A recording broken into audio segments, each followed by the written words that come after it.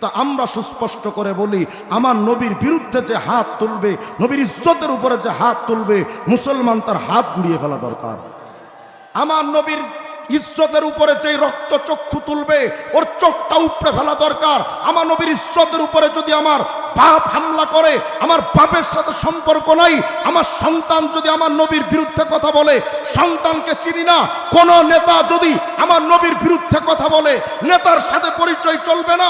রাষ্ট্রপতি প্রধানমন্ত্রী যদি নবীর বিরুদ্ধে কথা বলে, রাষ্ট্রপতি প্রধানমন্ত্রীর তখতে তাউস আগুন জ্বালিয়ে দাও।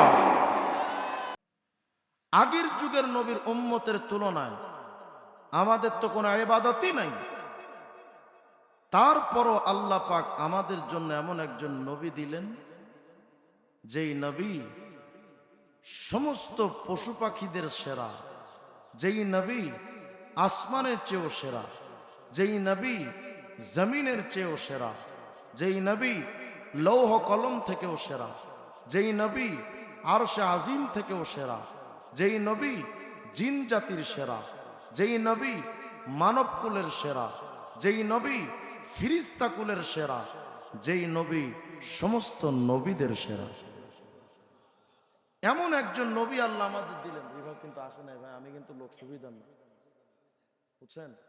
যেটা বলবো কড়াই ঘন্টায় হিসাব করে, যদি না পাই তাহলে খবর আছে। এত কিছু নিয়ে আসছেন, এরা কি টাকা কম দিবে আপনারে? রিভাব দিতে পারেন না আপনি? বুঝছেন না রিভাব? কোথায় রিভাব দিচ্ছেন আপনি?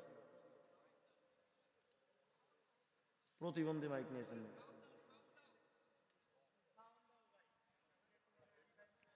বাহিরের মাইকগুলোর আওয়াজ আইসক্রিম বিক্রির মাইক না, এটা মাইক নেই। এরা যে আসবাবগুলো কর্তৃপক্ষ এনেছে তারা কমতি করে না, সবকিছু নিয়ে এসছে, কিন্তু চালাইতে পারে না।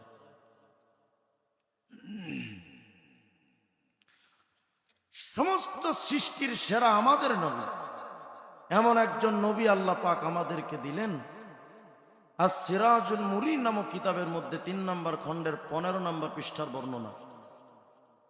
রাসূল করিম আলাইহিস সালাম যেদিন মেরাজে যাবেন, মসজিদে হারাম থেকে মসজিদে আকসায় হাজির হলেন। জিবরিল আমিন আলাইহিস সালাম নবীজির সাথে মসজিদে হারামে গিয়ে সাল্লা হুয়া ওয়া জিবরাইল কুল্লু ওয়াহিদ রাকাতাইন, 2 রাকাত নামাজ আদায় করলেন। ফাআযানা জিবরাইল আল মালায়েকা, মসজিদে আকসায় গিয়ে আল্লাহর ফেরেশতা জিবরাইল সমস্ত ফেরেশতাদেরকে ডাকলেন, কারণ এখানে প্রধান মেহমান মুহাম্মদুর রাসূলুল্লাহর আগমন ঘটেছে। সমস্ত ফেরেশতাদেরকে ডাকলেন। ওয়ানাজালাত মিনাস সামা, আসমান থেকে সকল ফেরেশতার আগমন হলো। ওয়া হাসারা লাহু জামিআল মুরসালিন ওয়াল আম্বিয়া, আমাদের নবী এতটা দামি, যে নবীর জন্য আল্লাহ পাক সকল নবীদেরকে মসজিদে আকসায় হাজির করলেন। সুবহানাল্লাহ, আসতে বলেন আপনারা। ফারাফান নবিয়্যু আন নবিয়্যিন মিন বাইনি কাইম ওয়া রাকি ওয়া সাজিদ, আল্লাহ রাসূল তাকিয়ে দেখলেন কোন নবী দাঁড়িয়ে নামাজ আদায় করছেন, কেউ রুকুতে আছেন, কেউ সিজদায় আছেন। আল্লাহ রাসূল সকলকে তাকায় দেখলেন, উনি আদম, উনি নূহ, উনি হুদ, উনি ইব্রাহিম, উনি ইসমাইল, নবী আলাইহিস সালাম সকলকে চিনতে পারলেন। ফাআযানা মুআযযিন ওয়া উকিমাতিস সালাহ, এবার একজন ব্যক্তি আজান দিলেন মসজিদে আকসায়। শুনতেছি ভাইরা, মনোযোগ দেন। নবীরে তো চিনেন না, চিনেন বঙ্গবন্ধুরে। নবীরে তো চিনেন না, চিনেন জিয়ারে। নবীরে চিনেন না, কালমাস মাওসেতুং অমুক তমুকরে চিনেন। তো চলেন না উম্মতে মুহাম্মদী কাকে চেনা দরকার। মনে রাখবেন এ কথা, তুমি যাদেরকে চেনো সেই নেতারা বিপদে পড়লে হেলিকপ্টারে গিয়ে উঠে ইন্ডিয়া হাজির, তোমার খবর নেবে না। কিন্তু যেখানেই বিপদ সেখানেই নবী মুহাম্মদুর রাসূলুল্লাহ। সেই নবীরে তুমি চিনো না, তুমি শরীরে কোট লাগাও কার? মুজিবের কোট। মুহাম্মদের পোশাক তোমার পছন্দ হয় না, তুমি বাঙালি হয়ে বিদেশি প্রভুদের মতো দাড়ির কাটিং করো, তোমার চুলের মধ্যে কাটিং করো মেসি আর নেইমারের মতো, তুমি সাজসজ্জায় নায়ক নায়িকাদেরকে ফলো করো, অথচ তুমি উম্মতে মুহাম্মদী হিসেবে তোমার আগে ভেতরের মধ্যে রাখার দরকার ছিল মুহাম্মদুর রাসূলুল্লাহর মতো চুল কাটবো, মুহাম্মদের মতো টুপি মাথায় দিব, মুহাম্মদের মতো পোশাক পরবো। হায় আফসোস এই বাঙালি জাতির উপরে, তারা আজকে মুজিব সেনা দাবি করে, জিয়ার সৈনিক দাবি করে, নবী প্রেমিক দাবি করতে পারে না। জিয়ার বিরুদ্ধে কথা বললে তার বিরুদ্ধে তারা অ্যাকশনে যেতে পারে, মুজিবের বিরুদ্ধে কথা বললে তার বিপক্ষে তারা ময়দানে ঝাঁপিয়ে পড়তে পারে। মুহাম্মদ রাসূলুল্লাহর উম্মতেরা নবীর বিরুদ্ধে যদি কেউ কটূক্তি করে তার বিরুদ্ধে ময়দানে নামে না, তোমার চাইতে বড় বাটপার আর হতেই পারে না। আজকে থেকে আমাদের ফিকির হওয়া দরকার। জিয়া চিনি না, মুজিব চিনি না, এরশাদ কাকা চিনি না, মুহাম্মদের বিরুদ্ধে যদি কোনো কুলাঙ্গার কথা বলে, সরকার যদি তার কোনো ব্যবস্থা না নেয়, মুসলমানরা তার জীবন্ত পুঁতে ফেলবে। এমন প্রস্তুতি নিতে হবে। নবী ছাড়া আমরা কিচ্ছু বুঝি না, তবে আমরা নবীকে তো চিনি না। কোন নবী? এজন্য আমি আজকে আপনাদেরকে নবীকে চিনাতে আসছি। অনেক বক্তারা তারা আলোচনা করবেন, আমি শুধু আপনাদেরকে আমাদের নবীকে চিনাই। কোন সে নবী? আজকে তুমি দাড়ি রাখলে তুমি লজ্জা পাও, মুহাম্মদের উম্মত হলে দাড়ি রাখা তোমার সম্মানের ব্যাপার ছিল। কিছু মানুষ আজকে বলে, হুজুর দাড়ি রাখলে তো রুচিহীন লাগে, মনে হয় যেন চাচা চাচা ভাব। রসুলকে আল্লাহ সবচেয়ে বেশি ভালোবাসেন। প্রিয় হাবিবকে কিভাবে সাজালে সুন্দর দেখা যাবে, প্রেমিকারে কোন পোশাক পরালে প্রেমিকাকে সুন্দর দেখা যাবে, এটা প্রেমিক ভালো বুঝে। নবীকে আল্লাহ সবচেয়ে বেশি ভালো বুঝেন, নবীকে আল্লাহ সবচেয়ে বেশি ভালোবাসেন। সেই নবীকে কি কি দিলে মুহাম্মদকে সুন্দর লাগবে, এটা আল্লাহ কম বুঝেন না বেশি বুঝেন? সুতরাং ওই আল্লাহ যেহেতু নবীর মুখে দাড়ি দিয়েছেন, তাহলে প্রমাণ হয়েছে দাড়ি পুরুষের সৌন্দর্য। যাদের কাছে দাড়ি রুচিহীন লাগে ওদের রুচিতে পচন ধরেছে। এই রুচি পরিবর্তনের জন্য ট্রিটমেন্ট করা দরকার। চলেন না আমি আপনাকে নবীকে চিনাই। কোন সে নবী আমরা পেলাম? আগের জামানার নবীর উম্মতরা হাজার হাজার বছর বেঁচে থাকলো, তারা যতটুকু পাচ্ছে না, এই উম্মতে মুহাম্মদী মাত্র বাঁচবে 50-60 বছর, কিন্তু তাদের প্রাপ্তিটা কত! কি পেলাম আমরা নবীকে পেয়ে? জিবরিল আমিন বলেন, সমস্ত ফিরিস্তাদেরকে ডাকা হলো, নবীদেরকে ডাকা হলো মসজিদে আকসায়, সবাই হাজির। নবীজি সবাইকে চিনতে পারলেন। ফাআদ্দানা মুআদ্দিন ওয়া উকিমাতিস সালাহ, আযান হয়ে গেল, ইকামত হয়ে গেল। ফাকামু সুফুফা, সমস্ত নবীরা দাঁড়িয়ে গেলেন কাতারবন্দি হয়ে, দাঁড়িয়ে গেলেন ফিরিস্তাকুল কাতারবন্দি হয়ে। ইয়ান্তাজিরুনা মাইয়া উম্মুহুম, সবাই অপেক্ষায় ছিলেন ইমামতি করবে কে। আজকের এই জামাত, আজকের নামাজের জামাত তো সাধারণ কোনো জামাত নয়। এই জামাতের মুসল্লি কারা? সমস্ত নবীরা। এই কাতারে মুসল্লি কারা? সমস্ত ফিরিস্তারা। এত দামি মজমাই, ইমামতি করবে কে? ইয়ান্তাজিরুনা মাইয়া উম্মুহুম, সবাই অপেক্ষায় কে ইমামতি করবে। কিতাবের মধ্যে আসছে ফাআখাযা বিয়াদিহি সাল্লাল্লাহু আলাইহি ওয়াসাল্লাম ফাকাদ্দামা, জিবরিল আমিন এসে নবী মুহাম্মদের হাতটা ধরে বললেন, নবী আজকের ফিরিস্তাদের জামাতে, নবীদের জামাতে ইমামতি করার যোগ্যতা আদমের হয় নাই, ইব্রাহিমের হয় নাই, নূহ আলাইহিস সালামের হয় নাই, ঈসা মুসার হয় নাই। মুহাম্মদ আজকে ফিরিস্তা এবং নবীদের জামাতের ইমামতি করবা তুমি, মুহাম্মদ রাসূলুল্লাহ। এমন একজন নবী আল্লাহ আমাদেরকে দিলেন, যেই নবী সমস্ত ফিরিস্তাদের ইমাম, যেই নবী সমস্ত নবীদের ইমাম। আরে ভাই, এটা তো শুধু দুনিয়ার কথা। সহিহ বুখারী খুললেন না, 2496 নম্বর হাদিস, আমার নবী বলেন, ফাআকুনু আউওয়ালা মান তানশাক্কু আনহুল আরদ, কিয়ামতের ময়দানে সবাই তো কবর থেকে উঠবে, সমস্ত নবীরা কিয়ামতে সিংহায় ফুৎকার দেওয়ার পরে উঠবে, কিন্তু জানো কিয়ামতের ময়দানে এই জমিন ফেড়ে সর্বপ্রথম যিনি উঠবে আদম। আরে না না, মুসা ঈসা, আরে না, হতে পারে না, ইব্রাহিম ইসমাইল, না, তাও না। এই জমিন ফেড়ে কিয়ামতে সর্বপ্রথম যিনি উঠবেন তিনি আপনার আমার নবী মুহাম্মদুর রাসূলুল্লাহ। জামে তিরমিজি খুলেন না, আল্লাহ রসুল আলাইহিস সালাম বলেন, আরে জানো কিয়ামতের ময়দানে সমস্ত বাদশারা হাজির, সমস্ত নেতারা হাজির, সমস্ত পীরেরা হাজির, সমস্ত আউলিয়ারা হাজির, গাউস কুতুব সবাই হাজির, কে আব্দুল কাদের জিলানি, কে শাহজালাল ইয়ামানি, সবাই তো কিয়ামতের ময়দানে হাজির। বড় বড় রাষ্ট্রপ্রধানরাও হাজির, কিন্তু নবী বলেন ওই কিয়ামতের নেতা কে হবে জানো? আনা সাইয়্যিদু উলদি আদম ইয়াউমাল কিয়ামা ওয়ালা ফখর। কিয়ামতের ময়দানে সমস্ত বাদশাদের নেতা, সমস্ত নেতাদের নেতা, সমস্ত নবীদের নেতা আমি মুহাম্মদুর রাসূলুল্লাহ।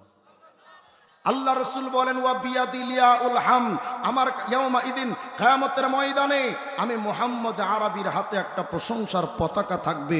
জানো ওই পতাকার নিচে কি থাকবে? রাসূল আরবি আলাইহিস সালাম বলেন মা মিন নাবিয়্যিন ইয়াউমা ইদিন ওয়া আদম ফামান সাবাহু ইল্লা তাহতা লিওয়াই। ওই কিয়ামতের ময়দানে ওই পতাকার নিচে আমি মুহাম্মদ পতাকা উড্ডীন করে ধরব, প্রশংসার পতাকা, আর আমার পতাকার নিচে সমস্ত নবীরা দাঁড়িয়ে যাবে। কি এমন এক দামি নবী আল্লাহ পাক আমাকে আপনাকে দিলেন। জামি তিরমিজির হাদিস, রাসূল করিম বলেন আমি তো সেই ব্যক্তি সর্বপ্রথম যে জান্নাতের দরজায় কড়া নাড়ব, আমি তো সেই ব্যক্তি যে সর্বপ্রথম জান্নাতে প্রবেশ করব। আনা আউয়ালু শাফিন, আমি কিয়ামতের ময়দানে সর্বপ্রথম সুপারিশ করব। আউয়ালু মুশাফফা, কিয়ামতের ময়দানে সর্বপ্রথম আমি মুহাম্মদের সুপারিশকে কিয়ামতের ময়দানে আল্লাহ পাক কবুল করবে। দুনিয়ার মানুষ কোন নবী আপনি আমি পেলাম? আরে কোরআন শরীফ খুলেন না, শুরু থেকে নিয়ে শেষ পর্যন্ত সূরা ফাতিহা থেকে নিয়ে নাস পর্যন্ত পুরো কোরআন শরীফ খুঁজেন। সমস্ত নবীদেরকে আল্লাহ ডাকলেন এক সিস্টেমে, আমাদের নবীকে আল্লাহ ডাকলেন ভিন্ন সিস্টেমে।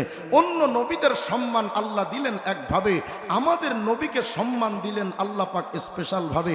কোরআনে কারীমের দিকে তাকান না, আদমকেও আল্লাহ ডেকেছেন, ইব্রাহিমকেও আল্লাহ ডেকেছেন, মুসা ঈসাকেও আল্লাহ ডেকেছেন, কিন্তু সবার সাথে ডাকার স্টাইলটা একরকম।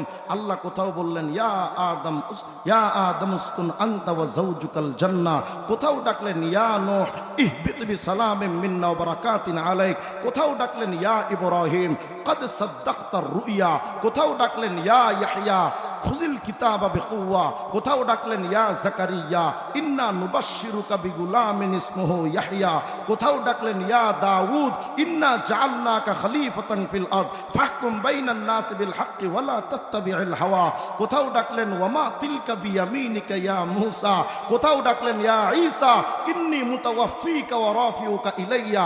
সমস্ত নবীদেরকে আল্লাহ ডেকেছেন ইয়া আদম, ইয়া নূহ, ইয়া ইব্রাহিম, ইয়া ইয়াহইয়া, ইয়া জাকারিয়া, ইয়া দাউদ, ইয়া মূসা, ইয়া ঈসা। আমাদের নবীকে আল্লাহ কোথাও ডাকেননি ইয়া মুহাম্মদ, ডেকেছেন ইয়া আইয়ুহান নবী হাসবুকাল্লাহ। কোথাও ডাকলেন ইয়া আইয়ুহার রাসূল বাল্লিগ মা উনজিলা ইলাইকা মির রাব্বিক।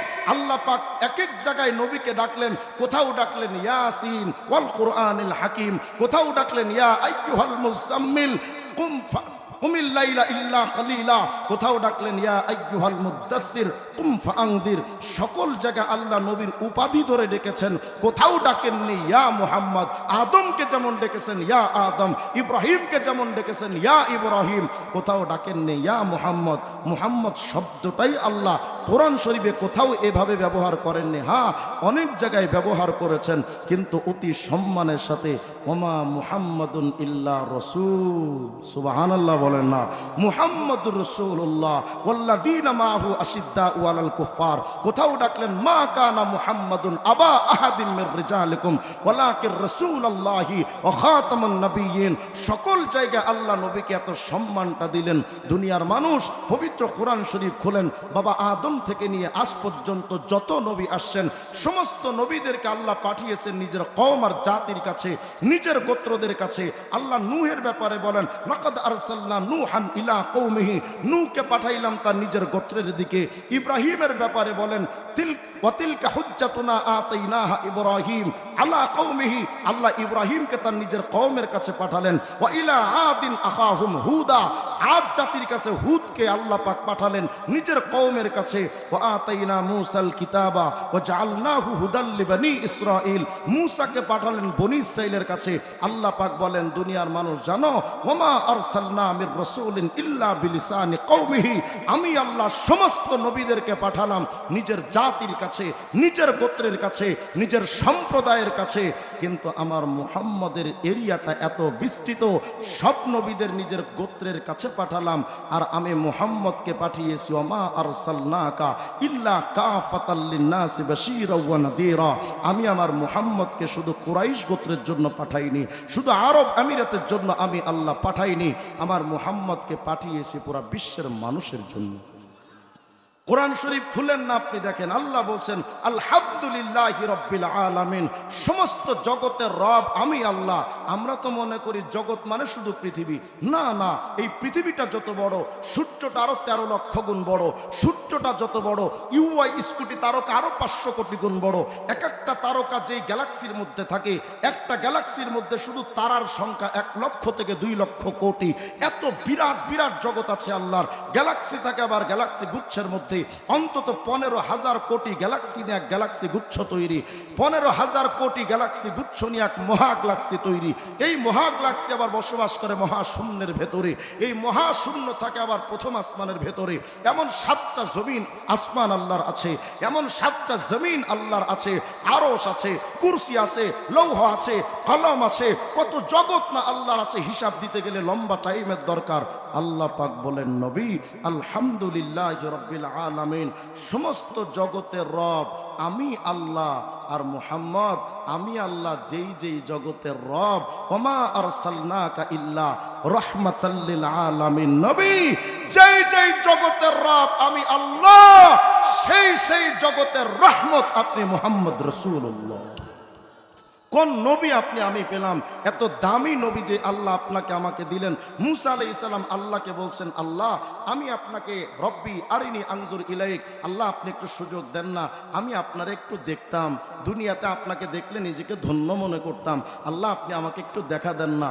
আল্লাহ বলেন মুসা লাং তারানি, কখনো তুমি আমাকে দেখতে পারবে না মুসা। মুসা বলেন আল্লাহ তাও একটু মনের তো শখ, যদি আপনাকে দেখতে পেতাম।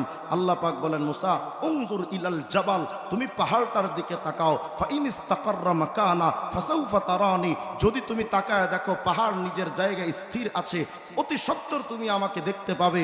মুসা আলাইহিস সালাম তাকালেন তুরে সাইনার দিকে, আল্লাহ পাক সেখানে নিজের নূর ফেললেন, তো সাথে সাথে ফাজালাহু দাক্কা, সমস্ত পাহাড়গুলো চূর্ণ বিচূর্ণ হয়ে গেল।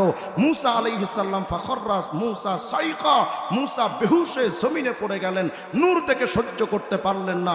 মুসা আলাইহিস সালাম এত দামি নবী হওয়ার পর, যার সাথে আল্লাহ নিজের সরাসরি কথা বলতেন, সেই মুসা নবী আল্লাহ নূর দেখে সহ্য করতে পারেন নাই। হযরত আবু যর গিফারি বলেন রাসূল হাল রাআইতা রাব্বাক, আপনি যেই মেরাজে গেছিলেন আল্লাহকে কি দেখেছিলেন? আল্লাহ রাসূল বলেন নূরুন আন্নী আরা, যেই মুসা নূর দেখে সহ্য করতে পারে নাই আমি মুহাম্মদ সেটা দেখে এসেছি। এমন একজন নবী আল্লাহ পাক আপনাকে আমাকে দিলেন। দুনিয়ার মানুষ আজকে তো নবীর বিরুদ্ধে সমালোচকের অভাব নাই।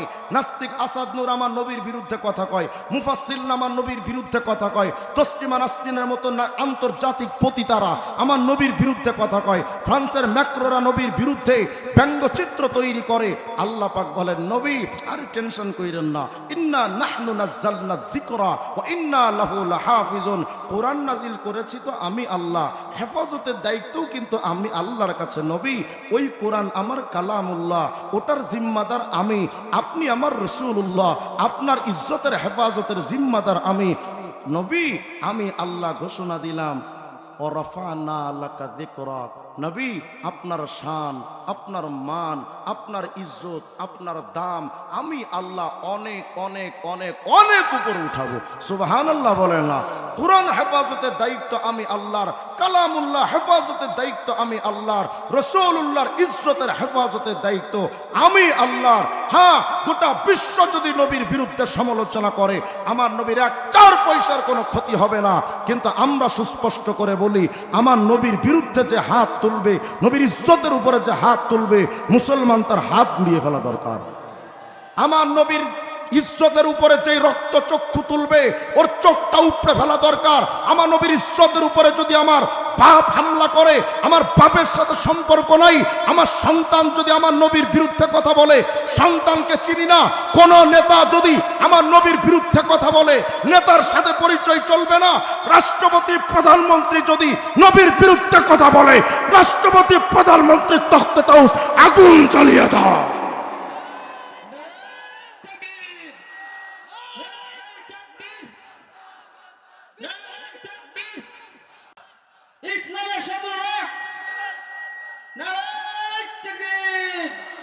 2013 সালে আমরা শাপলা চত্বরে গিয়েছিলাম। কেন? কোন সরকারকে উত্থান করা, কোন সরকারকে পতন করা হেফাজতের মূল টার্গেট ছিল না। টার্গেট ছিল শাহবাগের চত্বরে নাস্তিক্যবাদ, আমার রসুলকে নিয়ে কটূক্তি করে বিরাট মজমা তৈরি করবে, মুহাম্মদের সৈনিকরা সেটা সহ্য করবে, এটা হতে পারে না। লক্ষ লক্ষ জনতা শাপলার চত্বরে গিয়েছিল শুধুমাত্র একটা কারণে, আমার নবীর ইজ্জতের হেফাজতের জন্য। শত শত মানুষ জীবন দিল, হাজার লক্ষ মানুষ গুলি খেলো, বুলেট খেলো রসুলের ইজ্জতের হেফাজতের জন্য। অবৈধ প্রধানমন্ত্রী স্বৈরাচার শেখ হাসিনার এক অবৈধ মন্ত্রী আব্দুর রাজ্জাক তখন বলেছিল 10 মিনিটে তো হেফাজতরা খালি গেল। কই 10 মিনিটে তো ময়দান খালি করে ফেললাম, শাপলা চত্বর খালি। কত বড় মিথ্যু! মুসলমান নবী প্রেমিকদের বুকে গুলি চালিয়ে রক্তাক্ত করে ঢাকার রাজপথ রঙিন করে মিথ্যুক শেখ হাসিনা বলেছিল রং মেখে শুয়েছিল। বলেছিল না বলে নাই? ওই সময় আব্দুর রাজ্জাক নামক অবৈধ মন্ত্রী বলেছিল কই মোল্লারা তো 10 মিনিটে ঢাকা খালি, শাপলা চত্বর খালি। আজকে তো মোল্লাদের খুঁজে পাওয়া যায় না। মিডিয়ার সামনে কত বড় বড় গলায় কথা বলেছিলেন। এই প্রশ্নের জবাবটা দেওয়ার জন্য দীর্ঘ 10টা বছর আমরা অপেক্ষা করেছিলাম। মোল্লারা কোথায় প্রশ্ন করেছিলে? আজ আমি তোমাদেরকে বলছি মামুনুল হকরা কোথায়? আসো বাংলাদেশে দেখে যাও, মামুনুল হকরা আছে, মাহফিলে আছে, মঞ্চে আছে, মাদ্রাসা আছে, খানকায় আছে। বাংলাদেশের প্রতিটা ইঞ্চি মাটির রন্ধ্রে রন্ধ্রে সেই হেফাজতির আজও আছে। আমি আজকে প্রশ্ন করতে চাই, ও স্বৈরাচার তোরা কোথায়? তোদেরকে তো আজকে ভারণ দিলেও খুঁজে পাওয়া যায় না। নবীর ইজ্জত যেমন চিরদিন চলমান থাকবে, নবীর ইজ্জতের হেফাজত করনেওয়ালা উম্মতে মুহাম্মদী সারা জীবন টিকে থাকবে। যেই দিন উম্মতে মুহাম্মদী রবে না, আসমান রবে না, জমিন রবে না, সবকিছু তুলোর মতো উঠতে থাকবে। দুনিয়ার মানুষ আল্লাহ তার নবীকে এমন সিদ্ধান্ত দিলেন, নবী আরে আপনি টেনশন করেন না, ওয়ারাফানা লাকা যিকরাক, নবী আপনার শান, আপনার মান, আপনার ইজ্জত, আপনার দাম আমি আল্লাহ অনেক অনেক অনেক অনেক উপরে উঠাবো। জিবরিল আমিন বলেন নবী আল্লাহ কিভাবে ওয়াকাইফা রুফিয়াত, কিভাবে আপনার সম্মান উঠাবেন জানেন? নবী বলেন না ভাই জিবরাইল আমি তো জানি না। আল্লাহ বলেন নবী মুহাম্মদ আপনারে আমি কতটুকু ভালোবাসি জানেন? এই যে দুনিয়ার যুবক যুবতীরা যারা প্রেম প্রীতি করে, দেখবেন বিভিন্ন দেওয়ালের পাশে লেখা থাকে যেই ছেলে যেই মেয়েকে পছন্দ করে তার নামের শুরু অক্ষর, নিজের নামের শুরু অক্ষর পাশাপাশি লেখে। ফর এক্সাম্পল S+M লেখে না? কথা হয় না, শুধু ওয়ালে না বাথরুমের মধ্যেও দেখা যায়। নিজের যুবক নিজের নামে শুরু অক্ষর, মেয়ের নামে শুরু অক্ষর লিখে রাখে। আল্লাহ পাক বলেন নবী দুনিয়ার প্রেম প্রীতির সিস্টেম যদি এমন হয়, যুবক তার যুবতী তার প্রেমিকার নামটা পাশাপাশি রাখলে ভালোবাসার বহিঃপ্রকাশ হয়। অনবী আপনার নাম তো অনেক উপরে উঠাবো। কি সিস্টেমে জানেন? ইদা দুকিরিতা মাই, যেখানে আমি আল্লাহর নাম উচ্চারিত হবে সাথে সাথে সেখানে আপনার নামও উচ্চারিত হবে। আল মাওয়াহিবুল লাদুনিয়া আল্লামা কাসতালানির কিতাব তালাশ করে দেখেন, হযরত আদম তো জাক্কুম বৃক্ষ থেকে, জান্নাতে নিষিদ্ধ বৃক্ষ থেকে আদম খেয়ে ফেলেছেন, দুনিয়াতে চলে আসছেন। ইন্না আদম ওয়া হাওয়া বাকায়া মিআতাই সানা, 200 বছর কেঁদেছেন আল্লাহ আমি আদমকে মাফ করেন, আল্লাহ আমি হাওয়াকে মাফ করেন, জান্নাতে নিষিদ্ধ বৃক্ষ থেকে খেয়েছি, আল্লাহ আমাকে মাফ করেন। কিন্তু আল্লাহ ক্ষমার সিদ্ধান্ত দিলেন না। অবশেষে একদিন আদম আলাইহিস সালামকে আদম আলাইহিস সালাম আল্লাহকে বলছেন ইয়া রব আসআলুকা বিহাক্কি মুহাম্মদ, আল্লাহ আমি মুহাম্মদের ওসিলায় আমি আদমরে মাফ করে দেন। আস্তে কোন সুবহানাল্লাহ। আল্লাহ রাব্বুল আলামিন জিজ্ঞেস করলেন ইয়া আদম ওয়া কাইফা আরাফতা মুহাম্মাদ, আদম রে মুহাম্মদ রে তুমি চিনো কেমনে? ওয়ালাম আখলুকুহু আইফিদ দুনিয়া, আজও পর্যন্ত আমি আল্লাহ তো মুহাম্মদ রে দুনিয়াতে পাঠাই নাই। আদম রে আমার মুহাম্মদ রে তুমি চিনো কেমনে একটু বলো না।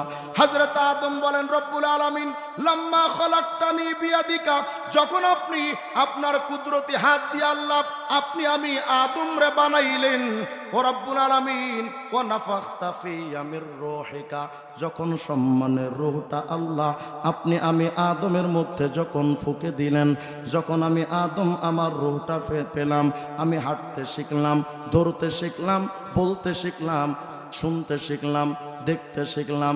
আমি আদম যখন রুহের জগতে, যখন দুনিয়া সৃষ্টি হয় নাই, ওই রুহের জগতে রব্বুল আলামিন আমি আদম যখন দেখতে শিখেছিলাম, রফাতুর আসিফ আমার মাথাটারে আমি আদম একটু উপরের দিকে উঠিয়েছিলাম। আমি দেখতে চাচ্ছিলাম, দেখি না উপরে কোন কোন সৃষ্টি আছে। আল্লাহ গো, আমি আদম যখন মাথাটা উপরের দিকে উঠাইলাম, আমি তাকায় দেখি মাথার ওপরে বিরাট একটা আরশে আজিম। এত বিরাট আরশে আজিমে কোটি কোটি খুঁটি বানা রাখছো আল্লাহ। আমি খুঁটির দিকে তাকায় দেখি মাকতুবুন আলাইহা লা ইলাহা ইল্লাল্লাহ মুহাম্মাদুর রাসূলুল্লাহ। ওই খুঁটির দিকে তাকায় দেখি কোটি কোটি খুঁটির ভেতরে প্রতিটা খুঁটির ওপরে এক পাশে আপনার নাম আর এক পাশে নবী মুহাম্মদের নাম।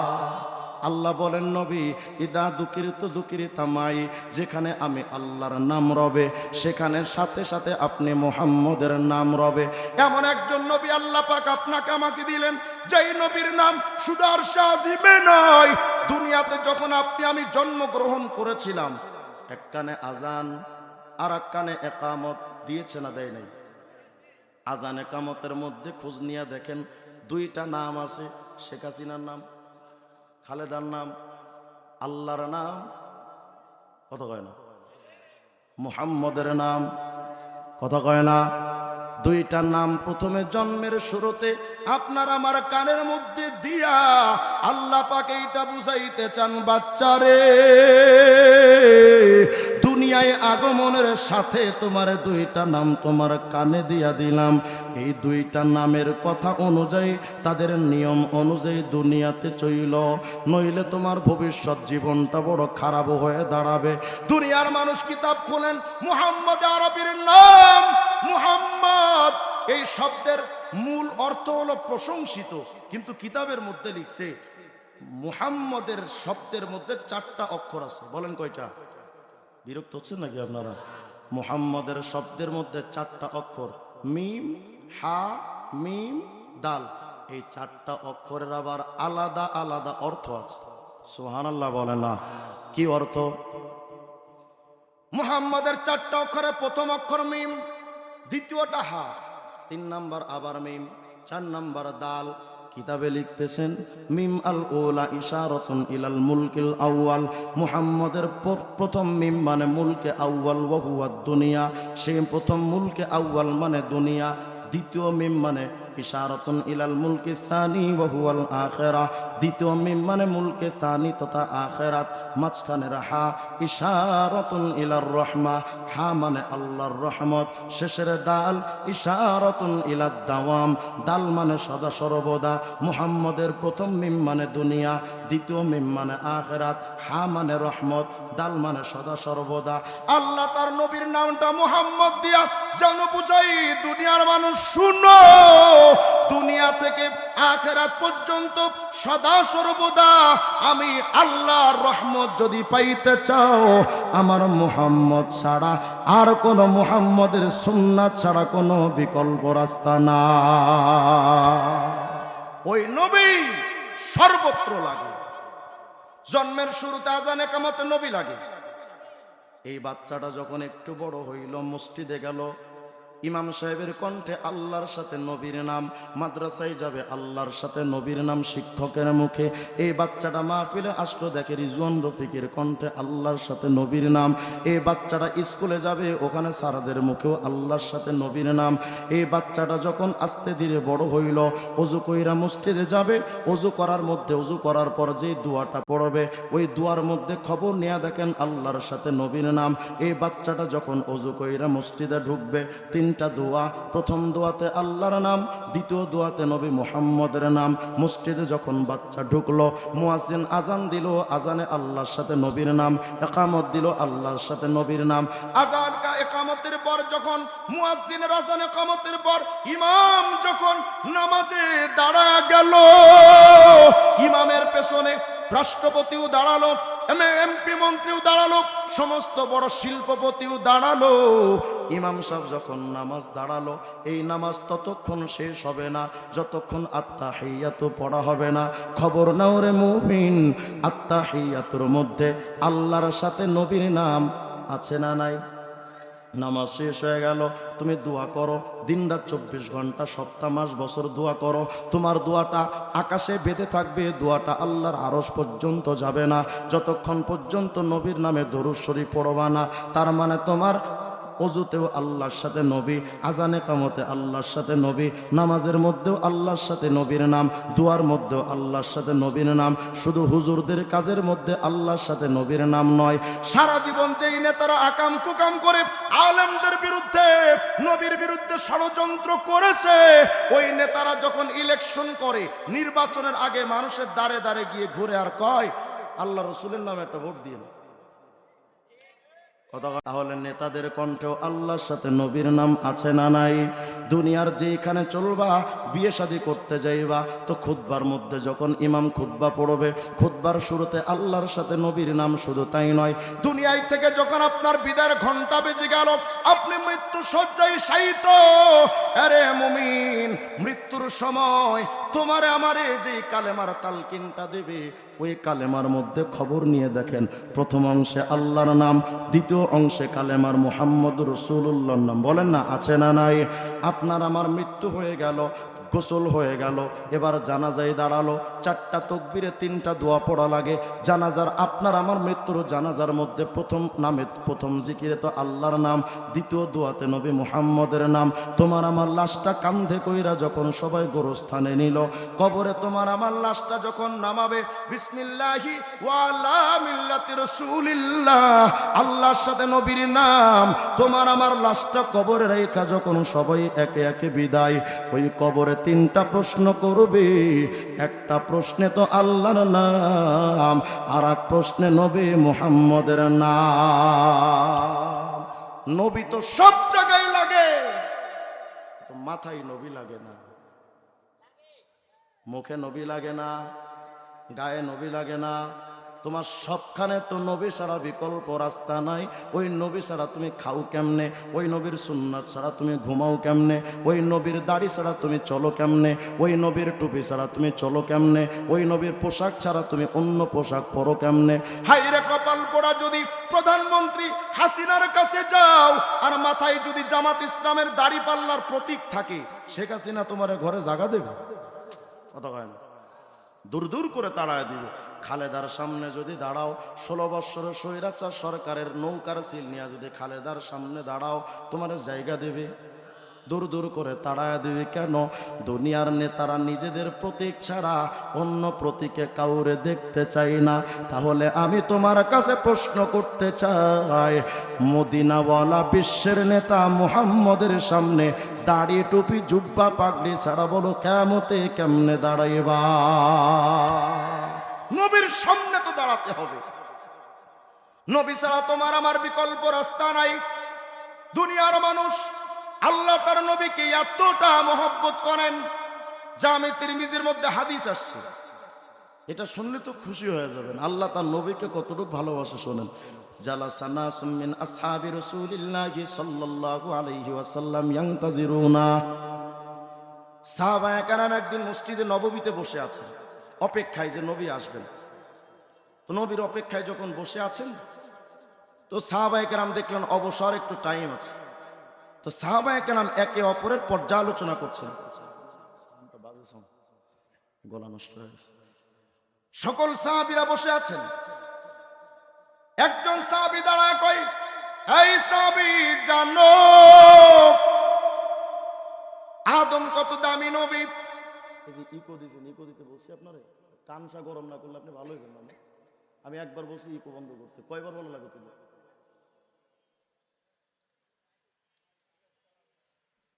আমি মানুষ একটা না 4টা বলে, আমার সাউন্ড 4বার হবে কেন? ভদ্রতার সাথে বললে তো বুঝেন, আপনারা তো কইবেন হুজুর আপনারা আসলে ভদ্রতা জানেন না। আমার আজকে 4টা মাহফিল, আমি এখানে এক মাহফিলের গলা নষ্ট করব? বারবার আগে কমপক্ষে 2-3 মিনিট নষ্ট হয়েছে সাউন্ড ঠিক করতে, এখনো পর্যন্ত সাউন্ড ঠিক হয় না, আমার গলা নষ্ট হয় না।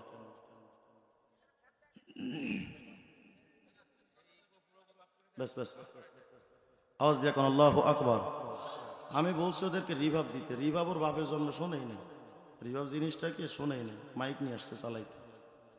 রিভাব দিলে গলায় প্রেশার কম পড়ে, সাউন্ডটা ক্লিয়ার হয়। বুঝেই না রিভাব কারে কয়, জীবনে শোনেই না। আওয়াজ দিয়ে এখন আল্লাহু আকবার। তো সাহাবায়ে কেরাম একদিন এভাবে বসে আলোচনা করছেন। একজন সাহাবী কয়, এই সাহাবীরা জানো জানো, ইন্নাল্লাহা ইত্তাখাযা মিন খালকিহি খলিলা ইত্তাখাযাল্লাহু মিন ইব্রাহিমা খলিলা। এই জানো ইব্রাহিম কি দামি নবী, যেই ইব্রাহিমকে আল্লাহ নিজের খলিলুল্লাহ উপাধি দিয়েছেন, কি দামি নবী ইব্রাহিম। আরেকজন কয়, জানো ফা আদম ইস্তাফাহুল্লাহ, আদম কি দামি নবী জানো, যাকে আল্লাহ নিজে নির্বাচিত করেছেন, তা আদম কি দামি নবী। আরেকজন কয় ফা ঈসা কালিমাতুল্লাহি ওয়া রূহ, ঈসা তো আল্লাহর রূহ উপাধি পেয়েছেন, কালিমুল্লাহ উপাধি পেয়েছেন, কালিমাতুল্লাহ উপাধি পেয়েছেন, কি দামি নবী হযরত ঈসা। আরেকজন কয়, জানো সমস্ত নবীদের সাথে আল্লাহ কথা বলেছেন এক স্টাইলে, আর আদমের সাথে আল্লাহ কথা বলেছেন ফাকাল্লামাহু তাকলিমা, সরাসরি আল্লাহ কথা বলেছেন মূসার সাথে। তো মূসা কত দামি নবী, তিনি কালিমুল্লাহ। ঈসা কত দামি নবী, তিনি রূহুল্লাহ। আদম কত দামি নবী, তিনি সফিউল্লাহ। ইব্রাহিম কত দামি নবী, তিনি খলিলুল্লাহ। একজন সাহাবী এক একজন নবীর প্রশংসা করছেন। হঠাৎ ওই জায়গায় নবী আসতেন, ফাসাল্লামা আলাইহিম, এসে নবী সবাইকে সালাম দিয়ে বললেন, ও সাহাবীরা তোমরা তো ভালোই দেখি আদমের প্রশংসা করো, ইব্রাহিমের প্রশংসা করো, মূসা ঈসার প্রশংসা করো। হ্যাঁ হ্যাঁ, আমি মুহাম্মদ এটা স্বীকার করি, আদম সফিউল্লাহ, ইব্রাহিম খলিলুল্লাহ, মূসা কালিমুল্লাহ, ঈসা রূহুল্লাহ। মাগার সাহাবীরা আমি মুহাম্মদ হাবিবুল্লাহ। মামান আল হাবিব, ওলামায়ে কেরাম আছেন, আমি ভুল বললাম আমাকে শুধরে দিয়েন। আরবির লুগাতের মধ্যে যদি খুলেন আল হাবিব বামান আল মাহবুব, আল্লাহ বুঝাতে চান ও নবী আদম সফিউল্লাহ, ইব্রাহিম খলিলুল্লাহ, মূসা কালিমুল্লাহ, ঈসা রূহুল্লাহ।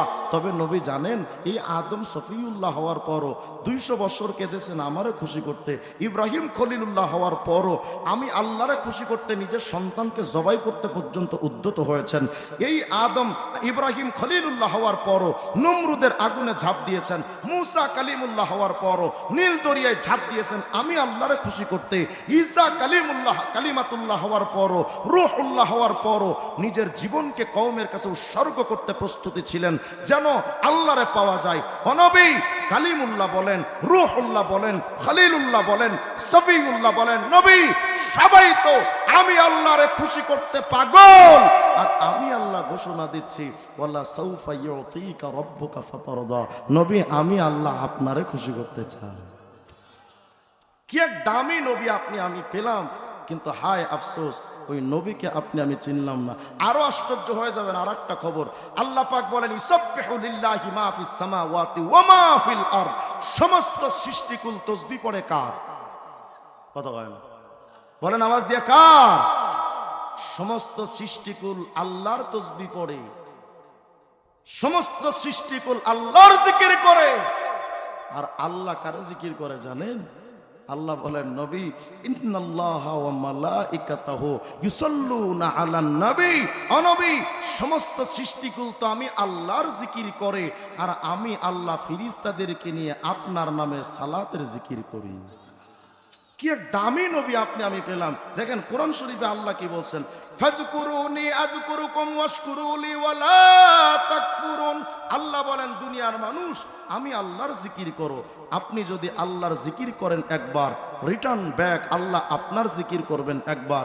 আপনি জিকির করবেন ভরা মজলিসে, আল্লাহ আপনার জিকির করবেন ভরা ফেরেশতাদের মজলিসে। আপনি জিকির করবেন আল্লাহর, আল্লাহ জিকির করবেন আপনার।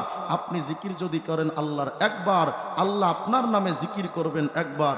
কিন্তু নবী বলেন দুনিয়ার মানুষ জানো, মান সাল্লা আলাইয়া ওয়াহিদা সাল্লাল্লাহু আলাইহি 70 মাররা, আমার কোন উম্মত যদি একবার আমার ওপরে দরুদ পড়ে, আল্লাহর নামে জিকির একবার করলে একবারই আল্লাহ স্মরণ করে, আর আমি মুহাম্মদরে আল্লাহ এতটা ভালোবাসে, আমার নামে যদি একবার দরুদ কেউ পড়ে, আল্লাহ তার নামে 70 বার রহমতের জিকির করে।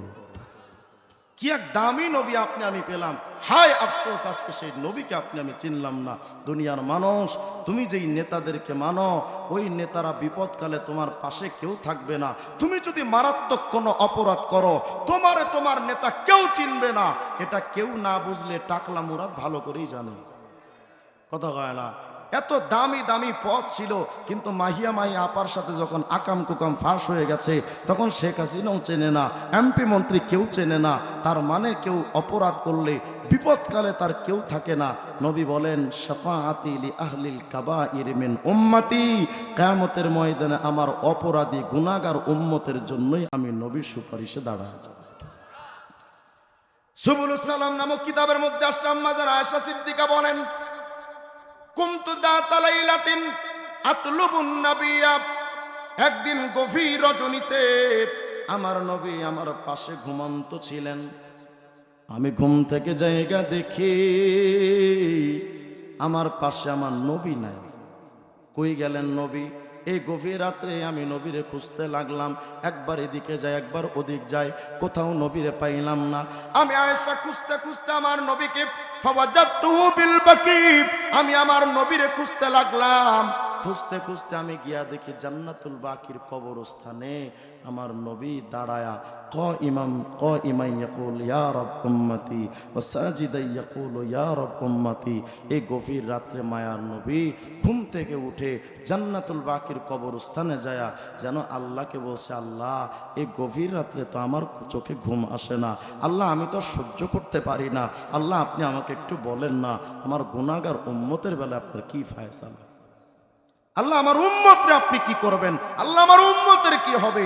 আম্মা জান আয়েশা সিদ্দিকা বলেন, নবী আনা সিতাল কুরআন লিআজালি হাদিল উম্মাহ, ও নবী আজকে তো আমি দেখতে পাচ্ছি যে আপনি উম্মতের দরদে কুরআন শরীফ পড়াটাও আপনি ভুলে গেলেন।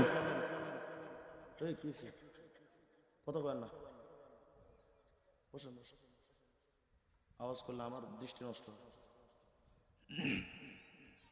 আল্লাহর নবী বলেন, আম্মা জান আয়েশা সিদ্দিকা বলেন, নবী শোনেন, এদিক খেয়াল করেন।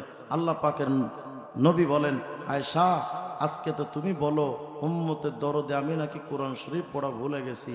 এই আয়েশা, মা দুমতু ফিল হায়াতি আকুলু ইয়া রাব উম্মতি। আয়েশা শুধু আজকে রাত্রবেলা না, আমি মুহাম্মদ যতদিন দুনিয়াতে বেঁচে থাকব আমার জবান দিয়ে চলতে থাকবে উম্মতি উম্মতি উম্মতি উম্মতি। তোমার নেতারা কি কয়? ক্ষমতা ক্ষমতা, টাকা টাকা, ধান্দা ধান্দা, এই হলো তোমার নেতা। আর আমার নেতা মুহাম্মদ বলে উম্মতি উম্মতি। আল্লাহ আমার উম্মতের কি হবে? আম্মা জান আয়েশা সিদ্দিকা বলেন, একদিন আমি দেখলাম নবী তিবা নফসিন, নবী খোশ আমদেদ খোশ মেজাজে আছেন। আমি আয়েশা বললাম, নবী আপনাকে দেখছি হাসি খুশি, একটু আমি আয়েশার জন্য একটু দোয়া করেন না, মন থেকে একটা দোয়া করেন।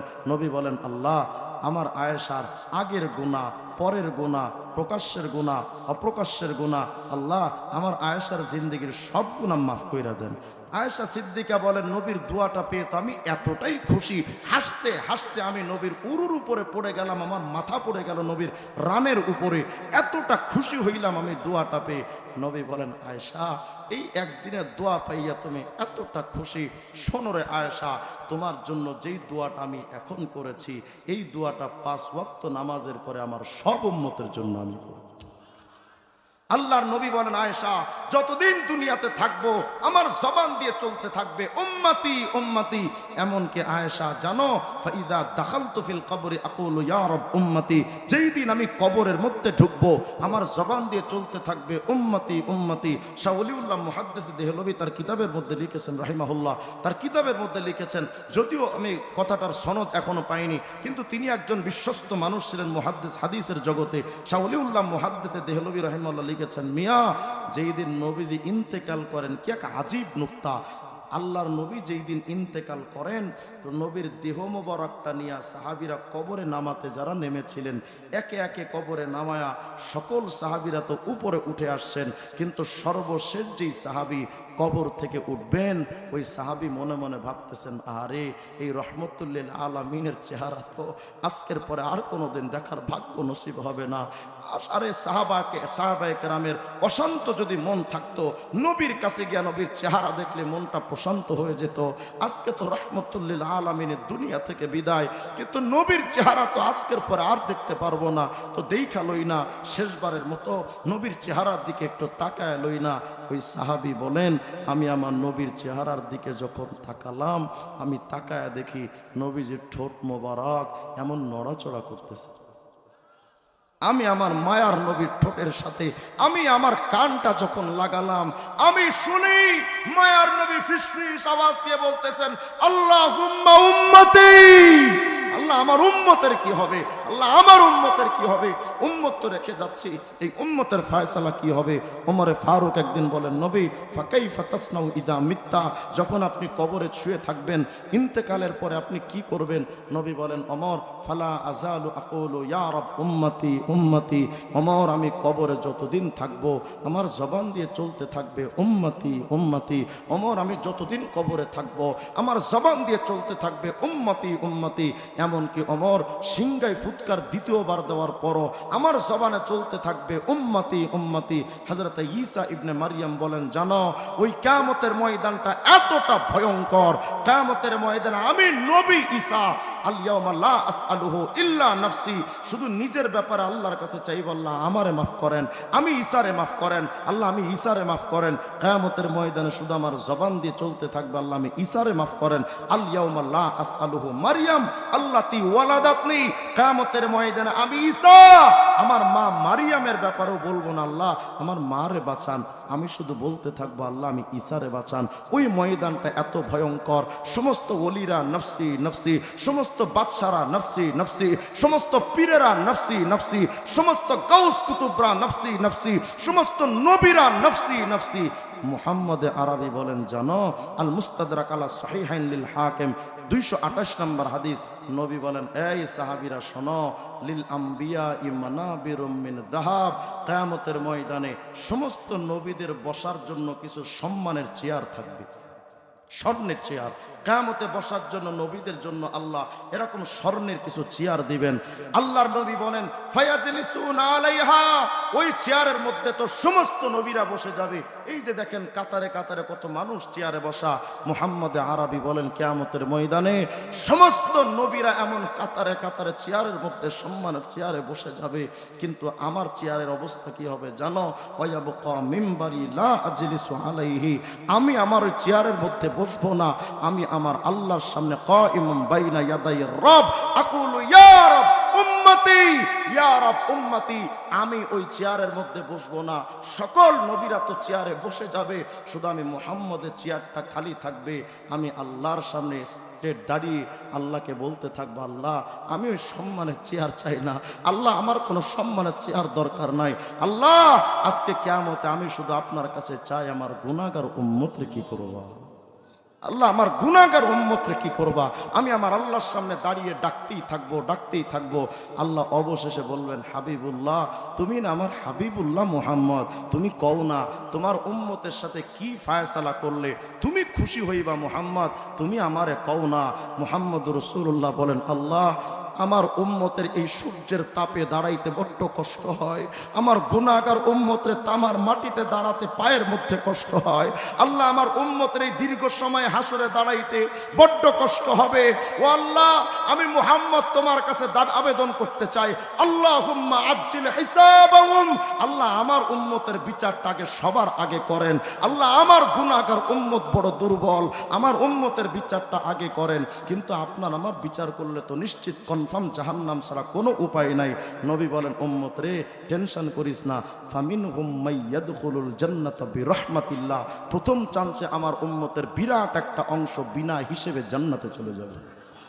ওয়ামিনহুম মাইয়াদখুলুল জান্নাতা বিশাফাআতি, এরপরে অতিরিক্ত থাকনেওয়ালা সেই উম্মতের বিরাট একটা অংশ আমি নবী সুপারিশ করে জান্নাতে পাঠাবো।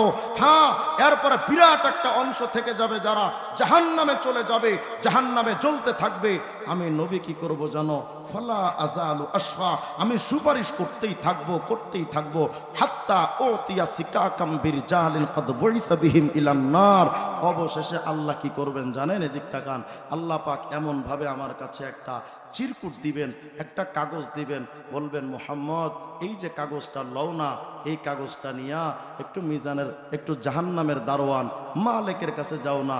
নবী বলেন আমি কাগজটা নিয়ে উম্মতের দরদ নিয়ে আমার গুনাহগার উম্মতরে পার করানোর জন্য, আমার গুনাহগার উম্মতরে জান্নাতি বানানোর জন্য আমি হাঁটি হাঁটি পা পা করে ফাতিয়া খাজিন মালিকান খাজিরান নার, জাহান্নামের দারোয়ান মালিকের কাছে আসবো। এসে বলবো ভাই মালিক রে, দেখো না এই কাগজটা আমার আল্লাহ দিয়েছেন, আমার অনেক গুনাহগার উম্মত জাহান্নামে পড়ে আছে। এই মালিক দেখ না এই কাগজের মধ্যে আমার আল্লাহ কি লিখেছেন, মালিক একটু দেখো না। হযরত মালিক ফেরেশতা দেখা বলবেন নবী কি এক আজীব ঘটনা ঘটাইলেন। মা তারাকতালিন নারি লিগাযাবি রাব্বিকা মিন বাকিয়া, ও নবী যেন এই কাগজের মধ্যে আল্লাহ লিখেছেন মালিক রে, যেই লোকটা কাগজটা নিয়ে গেছে উনি সাধারণ কোন মানুষ না, উনি আমার হাবিবুল্লাহ মুহাম্মদ রাসূলুল্লাহ। এই মালিক আমার মুহাম্মদকে দিয়া তো জান্নাত উদ্বোধন করব, কিন্তু আমার মুহাম্মদ তো উম্মতের এতটা পাগল, আমার মুহাম্মদ তো উম্মত ছাড়া জান্নাতে যেতে চায় না। মালিক দ্রুত জাহান্নামের মধ্যে ঢোকো, আমার উম্মতে মুহাম্মদী যত জাহান্নামে আছে সবগুলো বের করে মুহাম্মদ রে দে, মুহাম্মদ জান্নাতে যাবে। সেই মুহাম্মদের সুন্নাত বাদ দিয়া তোমার কোন জিনিস ভাল লাগে বলো? এই দাড়িটা যে কাটো যুবক ভাইরা, যতদিন পর্যন্ত এই দাড়ি এক মুষ্টি বরাবর না হবে 24 ঘন্টা জিনা করলে যেই গুনাহ, সেই গুনাহ হতে থাকে। আপনি ভাবতেছেন দাড়ি রাখা সুন্নাত, ডাহা মিথ্যা কথা। দাড়ি রাখা সুন্নাত পৃথিবীর আহলে সুন্নাত জামাতের কোনো কিতাবে লেখা নাই। দাড়ির উপরে কয়েকশো কিতাব আমি তাহকিক করেছি, দাড়ির উপরে আমি একটা বিরাট একটা আর্টিকেল লিখেছি। দাড়ি সুন্নাত এটা পৃথিবীর কেউ লেখে নাই, সমস্ত উম্মতের ইজমা। সুন্নাত তরিকায় দাড়ি রাখা ওয়াজিব। অন্তত এক মুষ্টি দাড়ি, খোঁচা খোঁচা দাড়ি এটাও দাড়ি না। এক মুষ্টি হওয়ার আগে যেটা দাড়ি ওটা দাড়ি না। 24 ঘন্টা তোমার জিনা করার গুনাহ হচ্ছে। পায়ের টাকনুর নিচে কাপড় পরো, যতক্ষণ কাপড় থাকে আল্লাহ নবী বলেন মা আসফালা মিনাল কাবাইন মিনাল ইজারি ফিন্নার, টাকনুর নিচে কাপড় অংশটা জাহান্নামে যাবে। যতক্ষণ টাকনুর নিচে যুবক তোমার কাপড়, ততক্ষণ জিনা করলে যেমন কবিরা গুনাহ, ঠিক তেমন ভাবে কবিরা গুনাহ হচ্ছে। কিন্তু নবী একটা সুসংবাদ দিয়েছেন, উম্মতরা শোনো, তুমি যদি কবরে আসো যিল হিয়াতিন শাইবা, পাক্কা সাদা দাড়ি নিয়া, আমি আল্লাহর নবী ঘোষণা দিচ্ছি তোমার কবরে আযাব মাফ হয়ে যাবে। আল্লাহর ফেরেশতা মুনকার নাকির দেখবে উম্মতের চেহারায় নবীর দাড়ি, ওই উম্মতরে ফেরেশতারা শাস্তি দিবে। এটা হয় না। আজকে থেকে আমি আপনাদের কাছে দিল থেকে চাই, এমন কোন কোন ভাই আছেন যে হুজুর এতদিন দাড়ি কেটেছি, আজকের পর থেকে মুহাম্মদুর রাসূলুল্লাহর মহব্বতে নবীর কোনো সুন্নাত ছাড়বো না, দাড়ি কাটবো না, নামাজ ছাড়বো না। যাদের দাড়ি নাই পাক্কা ওয়াদা করতে পারেন। কোন কোন যুবক ভাই একটু দাঁড়ান তো দেখি। পাক্কা ওয়াদা, দাঁড়ান, লজ্জার কিছু নাই, দাঁড়ান ইনশাআল্লাহ। পাক্কা ওয়াদা, দাঁড়ান দাঁড়ান দাঁড়ান, মাশাআল্লাহ, নারায়ে তাকবীর। দাঁড়ান, কেউ বসবেন না, দাঁড়ায় থাকেন, মাশাআল্লাহ, দাঁড়ান। নবীর মহব্বতে দাড়ি রাখবা, নবীকে বলবা নবী, গোটা বিশ্ব যখন দাড়িহীন অবস্থায় ছিল, দাড়ি রাখাটাকে লজ্জা মনে করতো, নবী আপনার মহব্বতে আমি দাড়ি রেখেছি, আর জীবনে দাড়ি কাটবো না, এক মুষ্টি দাড়ি রাখবো। আর কে কে আছেন? দাঁড়ান না, লজ্জার কিছু নাই, দাঁড়ান। লজ্জা উপেক্ষা করে যারা দাঁড়াবেন, লজ্জার খাতির আল্লাহ জিন্দেগির গুনাহ মাফ করবেন। অনেকে দাড়ি আছে কিন্তু এক মুষ্টি রাখেন নাই, ছেটে রেখেছেন, তারাও দাঁড়ান। আজকের পর থেকে এক মুষ্টি থেকে দাড়ি আর ছোট করবো না। কে কে আছেন? দাঁড়ায় যান ইনশাআল্লাহ। যুবক ভাইরা, এমন তো হতে পারে আজকের এই মাহফিল এবছর হচ্ছে, আগামী বছর এখানে মাহফিল হবে, কিন্তু তুমি দুনিয়াতে থাকবা না। আরে এমন অনেক মাহফিল করে এসেছি, যেই পরের দিন মাহফিলে গিয়ে আর সেই পরের বছর মাহফিলে গিয়ে সেই যুবকগুলো পাইনি, অ্যাক্সিডেন্টে মারা গেছে, কত যুবক চলে গেছে। এমন তো হতে পারে আজকের রাত তোমার জীবনের শেষ ঠিকানা। আরে আমাদের বাংলাদেশে কাফনের কাপড়ের ফ্যাক্টরি আছে, আজকেও তো কাফনের ফ্যাক্টরি থেকে অনেক কাফন বাজান বের হয়েছে। এই কাফনের মধ্যে এমন তো হতে পারে আপনার আমার জিন্দেগির কাফন বের হয়ে গেছে। বোয়ালমারি বাজারে কতগুলো কাফনের কাপড় হাজির হয়ে গেছে। এমন তো হতে পারে যুবক তোমার কাফনের কাপড় হাজির হয়েছে। আল্লাহ নবীর মহব্বতে আজকের পর থেকে সুন্নাত ছাড়বো না, দাড়ি কাটবো না। আর কে কে আছেন সর্বশেষ একটু দাঁড়ান ইনশাআল্লাহ, লজ্জার কিছু নাই, দাঁড়ান। পাক্কা ওয়াদা যারা করবেন মাশাআল্লাহ, দাঁড়ান দাঁড়ান। নবীর মহব্বতে নবীকে বলবেন, নবী আপনার মহব্বতে সুন্নাত তরিকাই এই ওয়াজিব দাড়িটা রেখেছিলাম আপনার মহব্বতে। দাঁড়ান, আর কে কে আছেন? ইনশাআল্লাহ, ইনশাআল্লাহ, দাঁড়ান দাঁড়ান, লজ্জার কিছু নাই, দাঁড়ান না। আরে লজ্জা উপেক্ষা করে যে যুবকরা দাঁড়াবে, এই মানুষগুলোকে জানিয়ে দিবে তোমরা নবীর দাড়িকে কটূক্তি করতে। আজকে আমি সিদ্ধান্ত নিলাম নবীর দাড়ির সম্মানটা আমি উচ্চ করে তুলব। এমন সম্মান রক্ষার্থে যারা দাঁড়াবে, ইনশাআল্লাহ নবীর হাদিস যদি সত্য হয়, তুমি কাগজ কলম আমাকে দাও, আজকে দাড়ি রাখার নিয়ত করে পাক্কা তওবা করে কবরে যাবে। কবরে ঢুকতে দেরি, কবরটা জান্নাতের টুকরো হতে দেরি হবে না। দাঁড়ান দাঁড়ান, কে আছেন? দাঁড়ান, ইনশাআল্লাহ, লজ্জার কিছু নেই, দাঁড়ান দাঁড়ান, মাশাআল্লাহ মাশাআল্লাহ, দাঁড়ান। আর কে আছেন? সর্বশেষ ডাকতেছি যুবক ভাইরা, হতে পারে এটাই জীবনের শেষ ডাক। এমন হতে পারে আজকের পরে আর তোমার ডাক দেওয়ার কেউ সুযোগ পাবে না। হয়তো তুমি তার আগে দুনিয়া থেকে বিদায় হয়ে যাবা। অনেক 40-50 বছরের বৃদ্ধ বাবাদেরকে দেখি দাড়ি ছেটে রেখেছেন, মেয়ে ছেলে বিয়ে দিয়ে ফেলেছে, আজও পর্যন্ত দাড়ি রাখতে পারে না। একটু দাঁড়ান না, ইনশাআল্লাহ। আর কে আছেন? দাঁড়ান, মাশাআল্লাহ মাশাআল্লাহ। আর কেউ আছেন? মাশাআল্লাহ। যারা আপনারা দাঁড়িয়েছেন, আমি তো আপনাদেরকে জোর করে দাঁড় করাই না, নিজের ইচ্ছাই তো দাঁড়াইছেন। আল্লাহর দিকে তাকা। সবাই চোখ বন্ধ করেন, সবাই চোখ বন্ধ, চোখ বন্ধ করেন। ব্যাস, আল্লাহ পাক শুনতেছেন, জানতেছেন, দেখতেছেন। আমার সাথে চোখ বন্ধ করে আল্লাহকে সাক্ষী রেখে বলেন, হে আল্লাহ, বলেন, হে আল্লাহ, এই মুসাফিরের কাছে ওয়াদা করলাম আজকের পর আর জীবনে দাড়ি এক মুষ্টি হওয়ার আগে কাটবো না, ছাড়বো না, ছোট করব না। ও আল্লাহ, 5 ওয়াক্ত নামাজ ছেড়ে দেব না, সুন্নাত ছাড়ব না। আল্লাহ, ইতিপূর্বের গুনাহ মাফ করে দেন, মাফ করে দেন, মাফ করে দেন। বসেন। আল্লাহ আমার এই যুবক ভাইদেরকে কবুল করেন। আর আপনারা যারা সাধারণ মানুষ, নবীর সুন্নাত অনেকেই জানেন না। খাওয়াই সুন্নাত, শোয়াই সুন্নাত, কাপড়ে সুন্নাত, সব কিছুতে সুন্নাত আছে, কিন্তু শিখবেন কোথায়? দাওয়াতে তাবলিগ নামক একটা সংগঠন বাংলাদেশে কাজ করে, তাবলিগ জামাত। অনেকে বলেন দাওয়াত তাবলিগ হলো দাওয়াতি তাবলিগ, দাওয়াতি কাজ।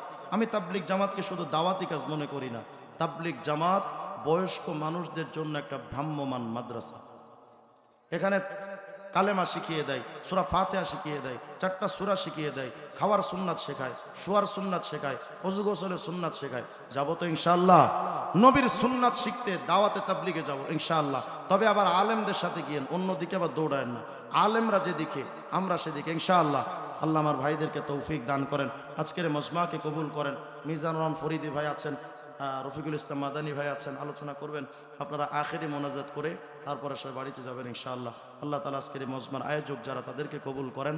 আল্লাহ তাআলা যারা সাহায্য সহযোগিতা করেছেন, মুতাআল্লিকিন, মুহিব্বিন, ডোনার, আল্লাহ সবাইকে কবুল করেছেন। মাইক ম্যানের কাছে আমি ক্ষমা চাচ্ছি, আসলে পরিস্থিতির কারণে আমি নিজের রাগকে কন্ট্রোল করতে পারি নাই। উনি যেন আমাকে ক্ষমা করে কিয়ামত আবার না ধরেন। আল্লাহ তাআলা আমার ভাইকেও ক্ষমা করেন, আমাকে মাফ করেন। আসসালামু আলাইকুম ওয়া রাহমাতুল্লাহি ওয়া বারাকাতুহু।